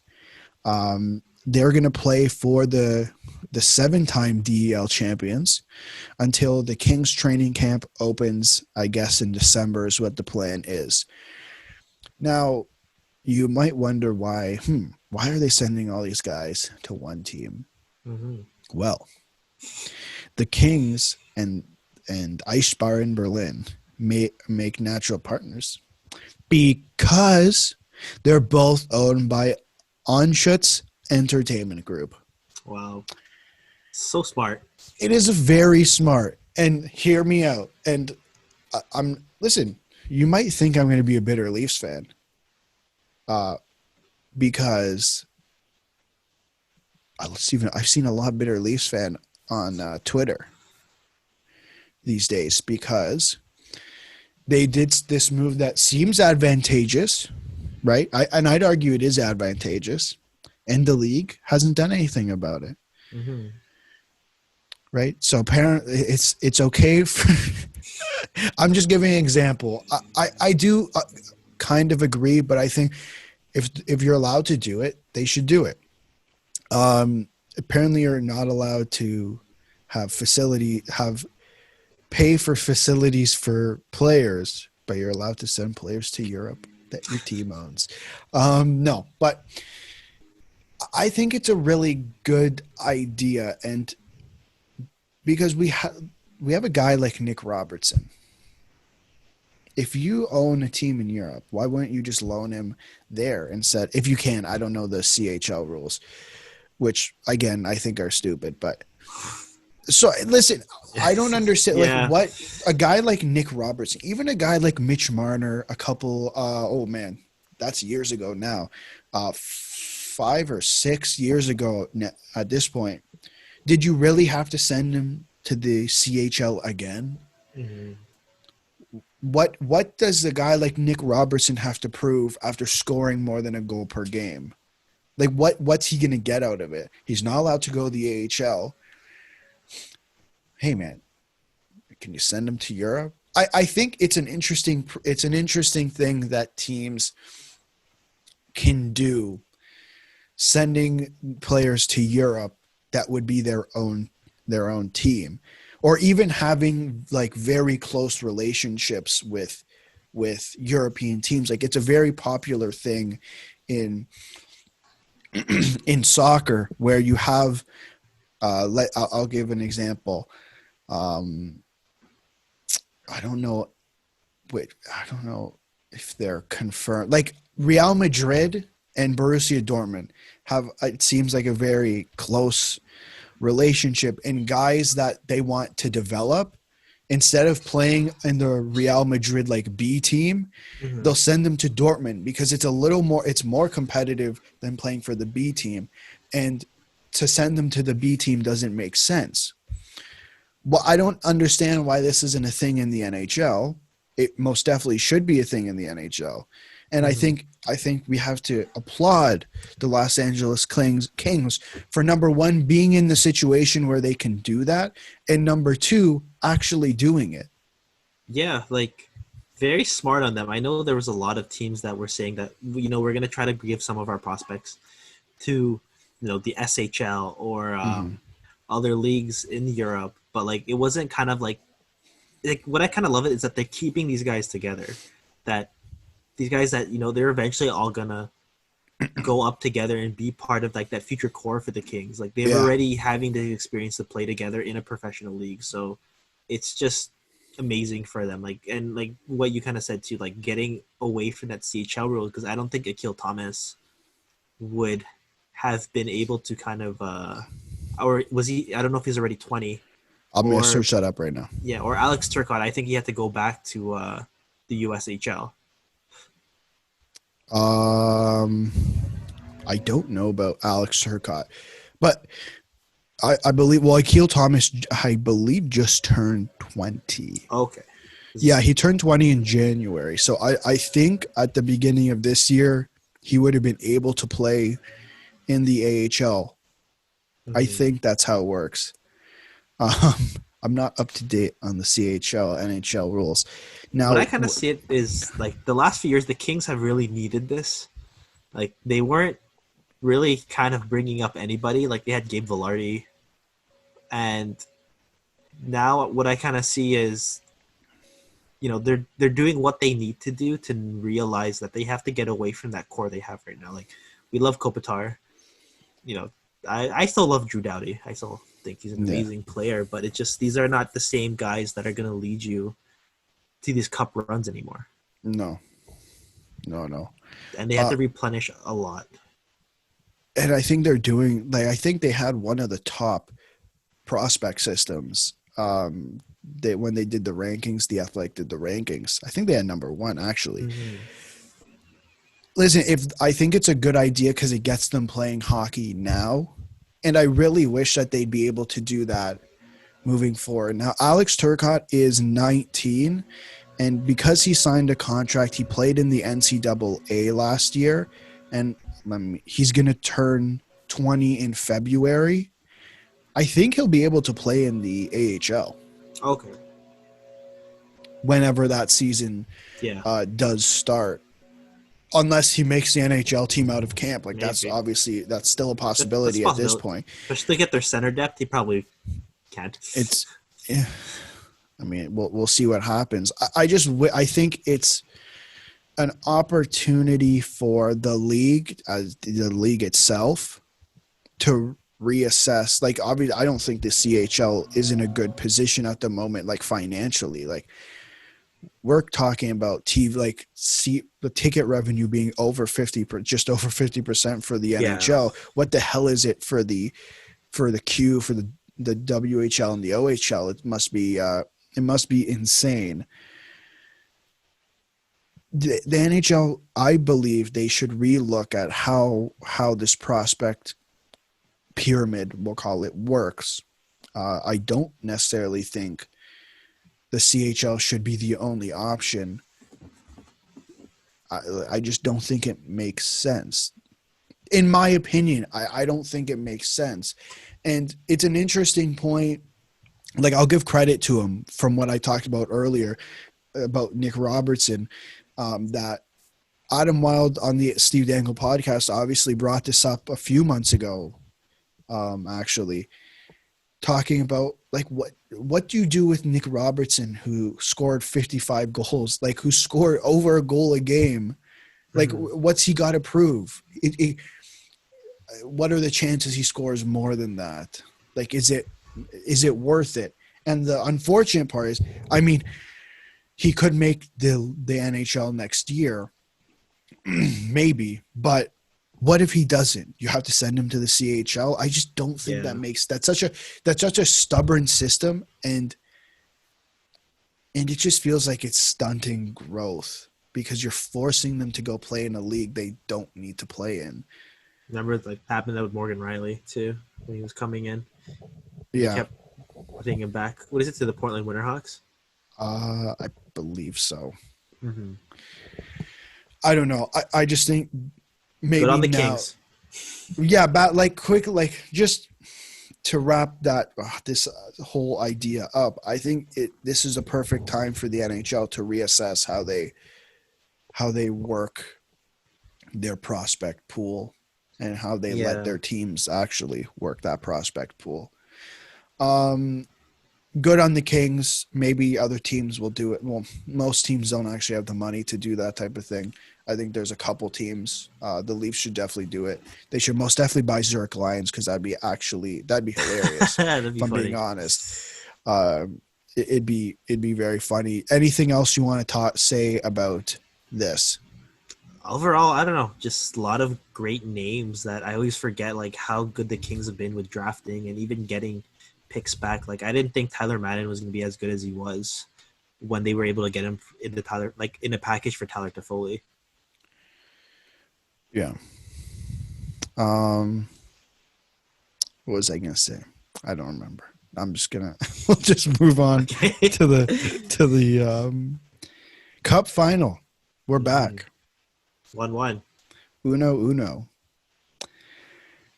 Apparently, Steven Stamkos is inching closer and closer to playing. The boy is back. That's what CJ quoted John Cooper, head coach of the Lightning. That's what he did. He said that he's coming close to playing. What do you think? What do you think the advantage? And I feel like we've definitely had this discussion before. But what do you think the advantage is to adding Stamkos to this team, even in a limited role? I think the depth, like what he can kind of do. Like I remember when Crosby kind of came back from his first concussion. He played on the third line for the Penguins, and he was still pretty solid. I think Stamkos could still be that guy. Like he's not going to be he doesn't have to be the focal point, and that's what's great about the Lightning. But the thing is, they get another weapon for them offensively. And from a personal fan standpoint, I just really want him to play. Like I look back on, he was close in 2015. He was injured before the Olympics, and then I don't want him to be injured for the whole playoff run. Right. And I'm going to ask you a question in a little bit that Adam proposed in our group chat that I don't understand, but whatever.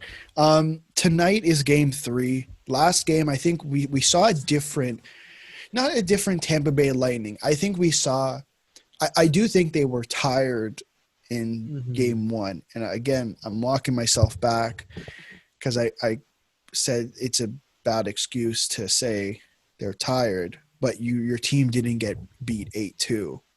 Okay. Yeah. So I think it's kind of like they didn't play well and they were tired. And game 2, I think we saw a different Tampa Bay Lightning team. What should we expect? What should we expect from the Tampa Bay Lightning? And what should we expect anything different from the Dallas Stars tonight? They play in at the time of recording in an hour and 40 minutes. I think with the Lightning it's all about that pressure they're going to keep putting on Anton Khudobin, those cycle plays, and really like they don't have to change any of that. What I kind of feel that is that they just have to make sure that the shots count, because that same thing happened with the Islanders when the thing got extended to 6 games, because they were getting a lot of pucks on net, but they weren't always like the quality chances that you want. I don't think they should overthink it, but they should get that going early. That's what I kind of plagued them in game 1. I think for the Stars, what they can really do is, and we've said it this before, it's just, they have the players that could really step up offensively. They need more of that to happen. Like, I know it's a great story, John Henley scored, but, I'm looking at Jimmy Benn. I'm looking at Tyler Seguin. Like, these are guys that they're being paid to be your core players, and they should really kind of show it, because that's what's happening with Tampa Bay. Right. Yeah. I mean, you pretty much said it all. Like, I think it's for both teams to succeed, they have to play their games. Mm-hmm. And I think, and I've mentioned this before, I do think Tampa has the advantage because this isn't the first time Tampa's had to play a team like that. I think Tampa's had to play a more defensive team in the Islanders, and they've had to play a physical team like the Stars in the Columbus Blue Jackets in the way that they play.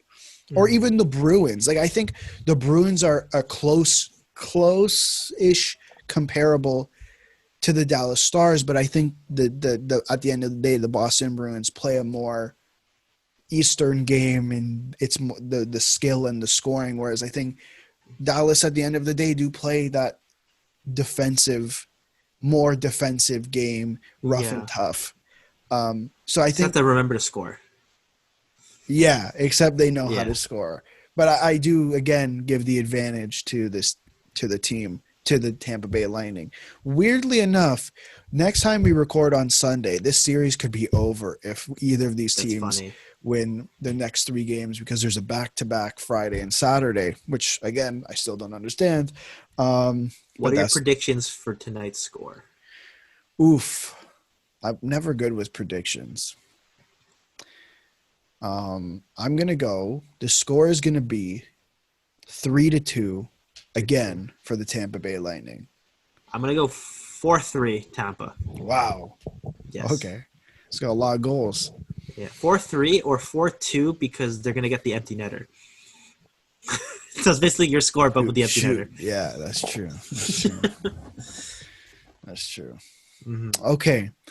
I have to ask you this question. Yeah. So let's give the listeners some context here. Obviously, we have a group chat. We have a group. Yeah, we have a group chat. Me, Adam, Daniel, of course, and Mike, friend of the show, Mike, Mr. Know-It-All. And Adam proposed that the Tampa Bay Lightning trade Steven Stamkos. I'm gonna read you because I texted him yesterday. Hot take. Yes. Hot take from Adam. And this is how he started. Well, let's be those guys. If you win the cup without him, as in Steven Stamkos, playing a single game, and this is purely being quote unquote that guy, I'm not saying they actually trade him, then winning without this guy who as your captain you couldn't win, but when he's out you did, do you really need him, or would that cap be better suited somewhere else? I mean, the Penguins won without Letang the second time, 2017, and they didn't trade him. I don't know if Steven Stamkos is Letang though. Like I think Steven Stamkos is very important. Okay, here's what I'm gonna say. He's not like the superstar guy. Like who's not like. I think when he's healthy, he could be a top 10 player or top 15. But I don't think he's that top 5 guy anymore. Yeah, I'm not arguing you trade him. I'm playing devil's advocate here. The depth that this team has, center-wise, you have Steven.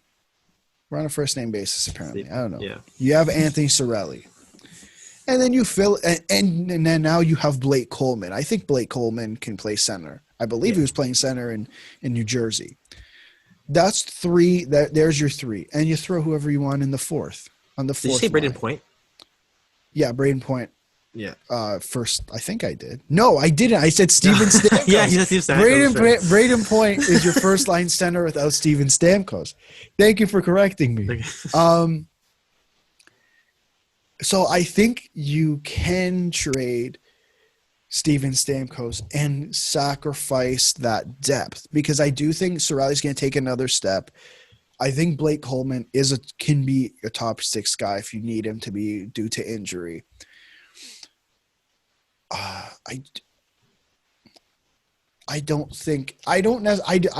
can't even be devil's advocate because I really don't think you trade Steven Stamkos. I think a lot of people underestimate what he means to that team. Yeah. That's what the issue is. I get he's not playing, but when he's not playing, it's not like he just disappears from the room. Like, yes, you have still an Hedman. all-star. Yeah. He's still an all-star, and he's still your captain. He's still your lead. He's still the leader of that team. Yes, you have other guys surrounding him in that leadership role. Like, you have a guy like Hedman who's practically a captain if you want him to be. I just don't think you move that guy because I don't think you have to. In my opinion, and we've talked about it multiple times, there's 3 guys that you most definitely look at moving. Tyler Johnson, Andre Palat, and Alex Killorn. Yeah. Well, we're priced like depth guys. I know they do their job really well, but they make too much money. Yeah, you can't carry that over. Exactly. And we know the Tampa Bay Lightning. We know their draft record. We know their scouting in terms of free agent signings.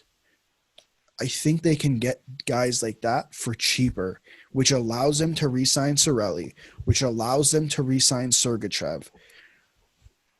And now they're still in the same position that they were. Absolute beasts. Yeah. Like, who's going to touch that first line? Who's going to touch the first line of Point or Stamkos, Point, Kucherov? I'd make the argument it's almost better than the perfection line. Oh, I thought you were going to say it was better. Okay. I'd argue they're equal. There. I'd argue they're both like the best lines in the league. Like, I think the 3 best lines in the league are the perfection line, that line in Tampa Bay, and what you have in Colorado and Landeskog, McKinnon, and Rantanen. Not the nuclear line? What's a nuclear line?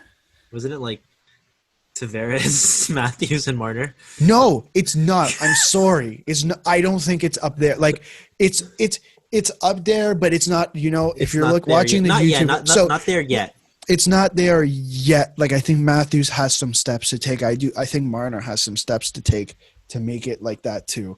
Not there yet. I just think then you have what on the second line? Like, you still have Anthony Cirelli. You're still going to have Yanni Gourde. I don't think you move Yanni Gourde. I think that guy an absolute beast. And then you throw someone on the right wing. And then you go to your third line. You got Coleman, Barclay Goodrow, and whoever the hell you want. Plus Mitchell Stevens, who's coming up. Carter Verhaeghe. Leafs. Yes. Great, I think. And Islanders briefly. Like, you have guys. Like, let me pull up their thing here. Yeah, Matthew Joseph in the minors as well. Yeah, like, I think we've gone so into this team. That's okay. I gotta pull up their thing. Like, they got guys in the minors who I think could make steps eventually, maybe even next year. Like, how about a guy like Taylor Radish? Is he good enough yet? He's good, like solid guy. Alex Volkov. Boris Kachuk has been pretty good as well. I need any AHL listeners to let us know. I mean, they still have Cal Foote coming up front. Yeah, defense. that's yeah. Sorry, that's a guy in defense. Let me check their reserve list. If there's any guys that could, well, probably not next year. Like, there's a guy like Maxim. I'm just going. This is Maxim Kajkovic. That's just a guy I see on NHL. If I'm being honest, NHL 20. I mean, he was over a point per game, and in the queue this year for St. John's. I don't know. I just think trading Steven Stamkos, and I think we've gone way too long on trading Steven Stamkos because we don't both trade agree. him. Yeah, don't trade him. I just think Adam, don't trade him. Unless, like, if you want, go and play NHL 20, and maybe you can trade him. Yeah. Like, and I think Adam's argument was, you're gonna trade. What are the chances that we're talking about Tampa Bay? And I just got a notification that the Tampa Bay Lightning have started a live video. Mm-hmm. I'm just saying, conspiracy theory. Call Joe Rogan. They're watching us. Call Joe Rogan right now. What was I saying? It was about Matt Dumba. Because remember, we heard that there was rumors about Matt Dumba and Tampa Bay Lightning being interested in Matt Dumba. How the hell do you fit Matt Dumba in that team? You can't, like, you're already having trouble re-signing Sergachev and Cirelli. Sergachev for Dumba, no. Okay, just hear me out here. Let me imagine a top 4 of Hedman, Dumba, McDonough, Sergachev. You don't bring back Kevin Shattenkirk, unfortunately.